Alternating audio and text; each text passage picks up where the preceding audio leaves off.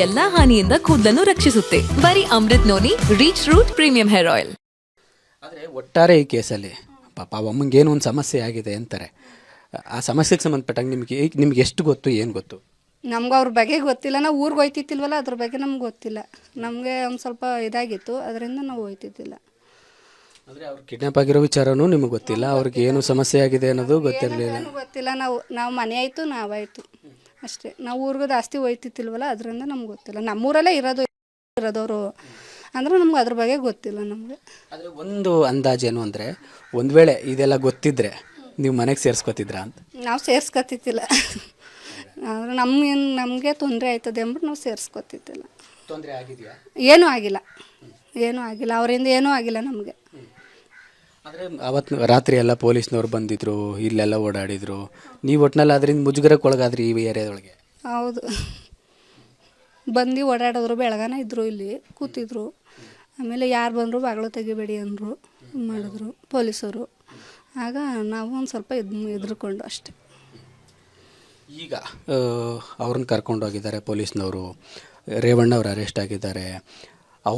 ರೇವಣ್ಣ ಅವ್ರ ಜೊತೆಗಿದ್ದ ಸತೀಶ್ ಬಾಬು ಅನ್ನುವಂಥ ಇನ್ನೊಬ್ಬ ವ್ಯಕ್ತಿ, ಅವ್ರು ನಿಮಗೆ ಪರಿಚಯ ಇದ್ದಾರೋ ಇಲ್ಲೋ ಗೊತ್ತಿಲ್ಲ ನಮಗೆ. ನಾವು ಅಲ್ಲೂ ಅಷ್ಟೇ, ನಮ್ಮ ತಾಯಿ ಮನೇಲೂ ಅಷ್ಟೇ, ನಾವು ಹೊರಗಡೆ ಹೋಯ್ತಿದ್ದಿಲ್ಲ. ಅವ್ರು ಯಾರು ಅಂತ ನಾವು ಮಾತಾಡೋವಿಲ್ಲ, ಏನೂ ಇಲ್ಲ. ಅವ್ರ ಜೊತೆ ನಮ್ಗೆ ಗೊತ್ತಿಲ್ಲ. ನಮಗೆ ಕೆ ನಗರದಲ್ಲಿ ಇನ್ನು ಲಾಯರು ಅಥವಾ ಇನ್ಯಾರೋ ಅವ್ರ ಸಂಬಂಧ ಗೊತ್ತಿಲ್ಲ ನನಗೆ, ಯಾರೂ ಗೊತ್ತಿಲ್ಲ ನನಗೆ, ಗೊತ್ತಿಲ್ಲ ನಮಗೆ.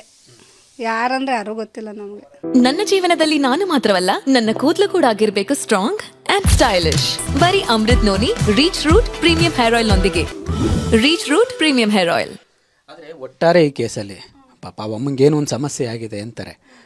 ಆ ಸಮಸ್ಯೆಗೆ ಸಂಬಂಧಪಟ್ಟಂಗೆ ನಿಮ್ಗೆ ಎಷ್ಟು ಗೊತ್ತು, ಏನು ಗೊತ್ತು? ನಮ್ಗೆ ಅವ್ರ ಬಗ್ಗೆ ಗೊತ್ತಿಲ್ಲ. ನಾವು ಊರಿಗೆ ಹೋಯ್ತಿತ್ತಿಲ್ವಲ್ಲ, ಅದ್ರ ಬಗ್ಗೆ ನಮ್ಗೆ ಗೊತ್ತಿಲ್ಲ. ನಮಗೆ ಒಂದು ಸ್ವಲ್ಪ ಇದಾಗಿತ್ತು, ಅದರಿಂದ ನಾವು ಹೋಯ್ತಿದ್ದಿಲ್ಲ.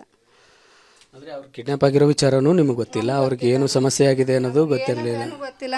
ನಾವು ಮನೆ ಆಯಿತು, ನಾವಾಯಿತು ಅಷ್ಟೇ. ನಾವು ಊರಿಗೆ ಜಾಸ್ತಿ ಹೋಯ್ತಿತ್ತಿಲ್ವಲ್ಲ, ಅದರಿಂದ ನಮ್ಗೆ ಗೊತ್ತಿಲ್ಲ. ನಮ್ಮೂರಲ್ಲೇ ಇರೋದವರು ಅಂದ್ರೆ ನಮ್ಗೆ ಅದ್ರ ಬಗ್ಗೆ ಗೊತ್ತಿಲ್ಲ ನಮಗೆ. ಆದರೆ ಒಂದು ಅಂದಾಜೇನು ಅಂದರೆ, ಒಂದು ವೇಳೆ ಇದೆಲ್ಲ ಗೊತ್ತಿದ್ದರೆ ನೀವು ಮನೆಗೆ ಸೇರಿಸ್ಕೊತಿದ್ರಾ ಅಂತ? ನಾವು ಸೇರಿಸ್ಕೊತಿದ್ದಿಲ್ಲ.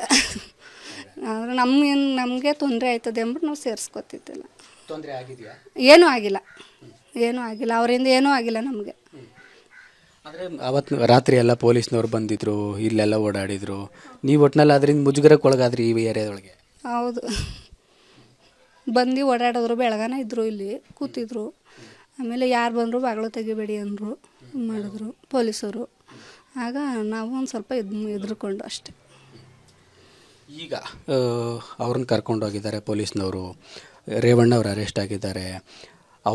ರೇವಣ್ಣ ಅವ್ರ ಜೊತೆಗಿದ್ದ ಸತೀಶ್ ಬಾಬು ಅನ್ನುವಂಥ ಇನ್ನೊಬ್ಬ ವ್ಯಕ್ತಿ, ಅವ್ರು ನಿಮಗೆ ಪರಿಚಯ ಇದ್ದಾರೋ ಇಲ್ಲೋ ಗೊತ್ತಿಲ್ಲ ನಮಗೆ. ನಾವು ಅಲ್ಲೂ ಅಷ್ಟೇ, ನಮ್ಮ ತಾಯಿ ಮನೇಲೂ ಅಷ್ಟೇ, ನಾವು ಹೊರಗಡೆ ಹೋಯ್ತಿದ್ದಿಲ್ಲ. ಅವ್ರು ಯಾರು ಅಂತ ನಾವು ಮಾತಾಡೋವಿಲ್ಲ, ಏನೂ ಇಲ್ಲ. ಅವ್ರ ಜೊತೆ ನಮ್ಗೆ ಗೊತ್ತಿಲ್ಲ. ನಮಗೆ ಕೆ ನಗರದಲ್ಲಿ ಇನ್ನು ಲಾಯರು ಅಥವಾ ಇನ್ಯಾರೋ ಅವ್ರ ಸಂಬಂಧ ಗೊತ್ತಿಲ್ಲ ನನಗೆ, ಯಾರೂ ಗೊತ್ತಿಲ್ಲ ನನಗೆ, ಗೊತ್ತಿಲ್ಲ ನಮಗೆ. ಯಾರಂದ್ರೆ ಯಾರೂ ಗೊತ್ತಿಲ್ಲ ನಮಗೆ. ಇದಿಷ್ಟು ಸಂತ್ರಸ್ತ ಮಹಿಳೆಯನ್ನು ರಕ್ಷಣೆ ಮಾಡದಂತಹ ಜಾಗದಲ್ಲಿ ವಾಸ ಇರುವ ಅವರ ನಿವಾಸಿಗಳ ಮಾತು. ಕ್ಯಾಮರಾ ಪರ್ಸನ್ ನಾಗೇಶ್ ಜೊತೆಗೆ ರಂಗಸ್ವಾಮಿ, ವಿಸ್ತಾರ ನ್ಯೂಸ್, ಮೈಸೂರು. ಅನುಕ್ಷಣದ ಸುದ್ದಿಗಳಿಗಾಗಿ ವಿಸ್ತಾರ ನ್ಯೂಸ್ ಯೂಟ್ಯೂಬ್ ಚಾನೆಲ್ ಸಬ್ಸ್ಕ್ರೈಬ್ ಮಾಡಿ. ಹೊಸ ಸುದ್ದಿಗಳ ನೋಟಿಫಿಕೇಶನ್ಗಾಗಿ ಬೆಲ್ ಐಕಾನ್ ಕ್ಲಿಕ್ ಮಾಡಿ. ಲೇಟೆಸ್ಟ್ ಅಪ್ಡೇಟ್ಸ್ಗಾಗಿ www.vistaranews.com ವೆಬ್ಸೈಟ್ಗೆ ವಿಸಿಟ್ ಮಾಡಿ. ಅಂಗೈಯಲ್ಲೇ ಜಗತ್ತಿನ ಸುದ್ದಿ ತಿಳಿಯಲು ವಿಸ್ತಾರ ನ್ಯೂಸ್ ಕನ್ನಡ ಆಪ್ ಡೌನ್ಲೋಡ್ ಮಾಡಿ.